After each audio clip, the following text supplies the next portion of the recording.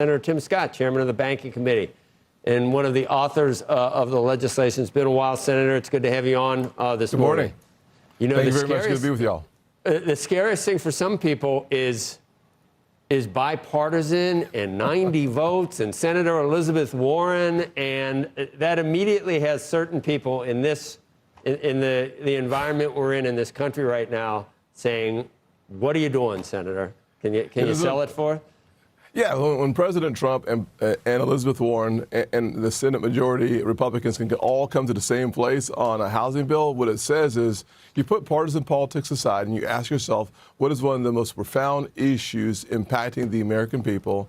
My mother became a first-time home owner at 38. Today, it's 40 years old. We all see the pain and the misery the average person is going through in this country. And I got to tell you, solving that problem requires us to have a bipartisan coalition. The good news is the bill is absolutely center right. We solve problems by cutting red tape. We solve problems by focusing on local jurisdictions and giving them more incentives to produce more housing and make it more affordable. If we do it right, we don't understand in Washington how to solve a problem in Greenwood, South Carolina. We have to let Greenwood, South Carolina solve that problem. So we put carrots and sticks. Getting Elizabeth Warren to say we're going to take money away from jurisdictions that do not produce more housing and give more money to jurisdictions was an important part of the equation. We thank Senator John Kennedy for that part of the bill. So every member of the Banking Committee had an opportunity to invest their time, their energy, and their priorities into this legislation, making it a bipartisan win, but more importantly, a win for the American people who desperately want to experience their version of the American dream. That's usually home ownership. Senator, what are the prospects for the House? And I won't go into the Wall Street Journal's op-ed Yes. page. I don't know if you saw it today. They said, why do Republicans want to provide a down payment for Ms. Warren and fellow progressives to expand Washington control over housing? But I think some House members might want some. I think Senator Majority Leader Thune also said, in the current form, it may not be viable in the House. What do they want? What kind of little tweaks could be made to make it more palatable?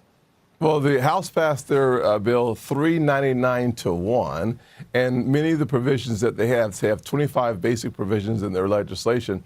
We've taken 20 of the 25 provisions and embedded them in our 21st century road to housing. We actually renamed the bill because the House bill was so good. So we took the combination. Our bill was fantastic. Their bill was good. Putting those two together, we have the bicameral approach to housing.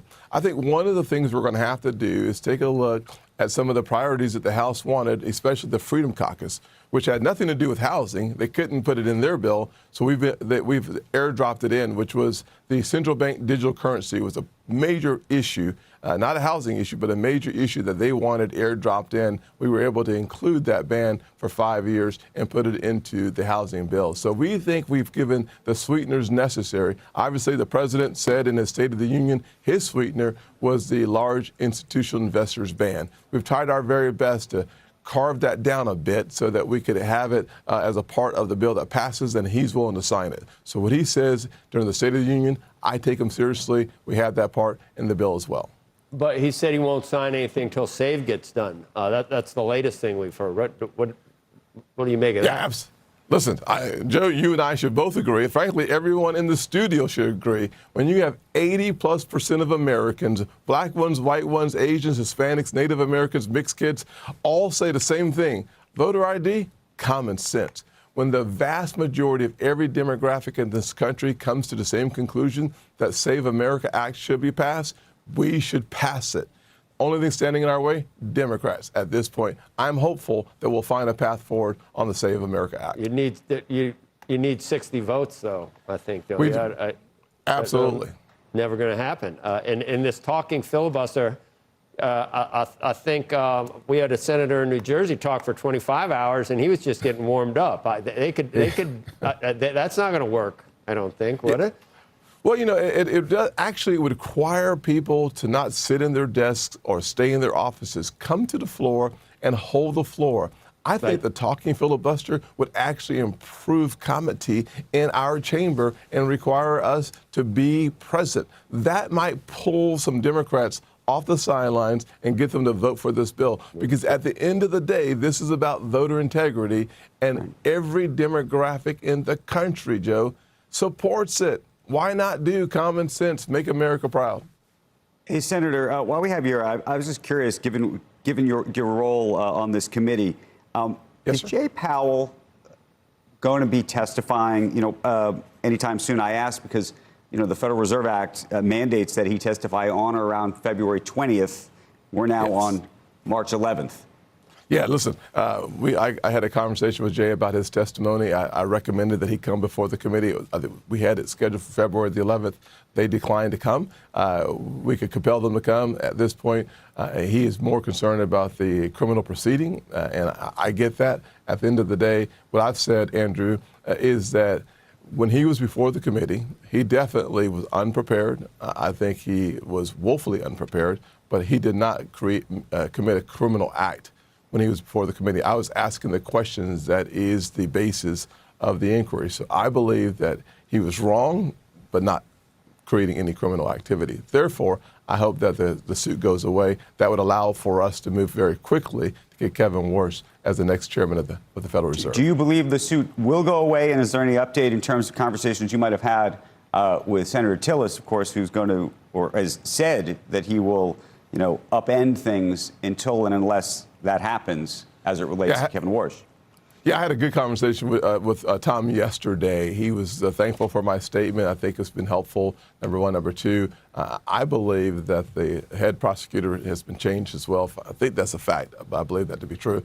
And number three, Tom is a big fan, frankly, of Kevin Warsh. So that proceeding going away allows for us to get the Fed fully functioning and back on target. We have some really important issues that we need to focus on, and the Federal Reserve should be a part of that. Yep. And so just in terms of timing, when would you imagine there'd be hearings on the Kevin Warsh appointment?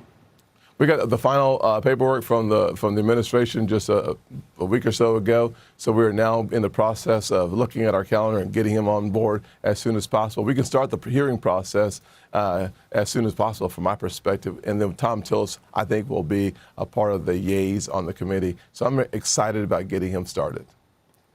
Do you know what Democrats want to do DHS? Do you know? I don't think anybody knows. I don't think anybody knows. I mean, listen, here's what we know for sure. The talking point of ICE is just a talking point.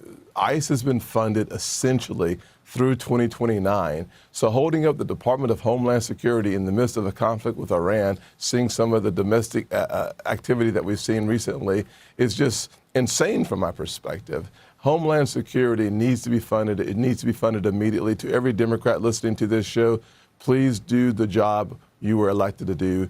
Protect America first. That is a core requirement of being a member of Congress. I would simply say this. Once again, I want to reinforce this point. ICE has been funded through 2029. So anyone who suggests that they're holding up Department of Homeland Security to keep ICE from getting their money, they already have their money. Who doesn't have a paycheck right now? The TSA folks who are trying to keep our airports and our air travel safe. We saw 4-hour lines throughout Texas, Houston, Dallas, and all around the country. Get the job done. Pay people who are doing their jobs and simply want to do their jobs while being paid. Some of these folks, Joe, Andrew, Becky, are working paycheck to paycheck, and it is a negative, devastating impact that is unnecessary for the political fight that is about a point, not making a difference, because ICE is funded for the next 4 years. All right, Senator, thank you. Good to have you on this morning.